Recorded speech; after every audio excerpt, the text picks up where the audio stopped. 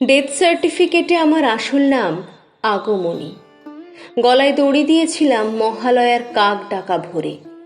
মৃত্যুর সম্ভাব্য কারণ ক্লিনিক্যাল ডিপ্রেশন। অথচ গলার কাছে কামড়ের দাগ, পিঠে নখের আঁচড়, পায়ের শেকলের কালশিটে। রেডিওতে বাজলো তোমার আলোর বেনু। স্পষ্ট উচ্চারণে সবাইকে জানিয়ে দিয়েছিল আমার মৃত্যু হয়েছিল সইতে না পারার অত্যাচারে। আমার এতে আফসোস নেই কোনো।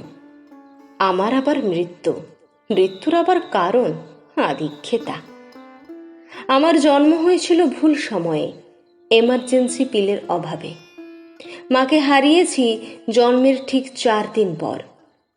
আমি বেড়ে উঠেছিলাম মামার বাড়িতে, অযত্নে, অবহেলায়। তারপর বেড়ে ওঠা দেখে মামি তাড়িয়ে দিল।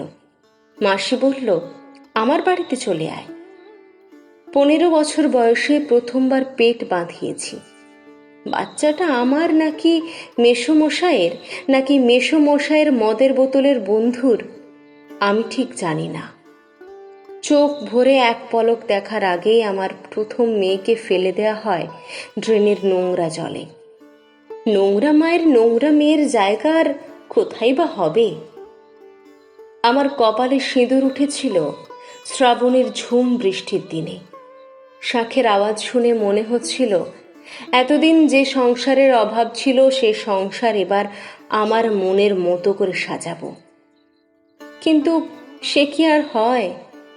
শাঁখের আওয়াজ ফুরিয়ে যেতেই আমাকে বিক্রি করে দেওয়া হয় নগদ 30,000 টাকায়। 700 টাকার সেকেন্ড হ্যান্ড বেনারসি আর হাতের কানের গয়না সমেত। তারপর প্রতি রাতে বাড়ি বদল, সংসার বদল। আর ভালো লাগছিল না, তাই ঝুলে গেলাম।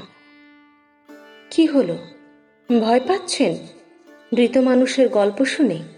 আরে মশাই, ভয় নেই, আমি আপনার মতো মানুষ না।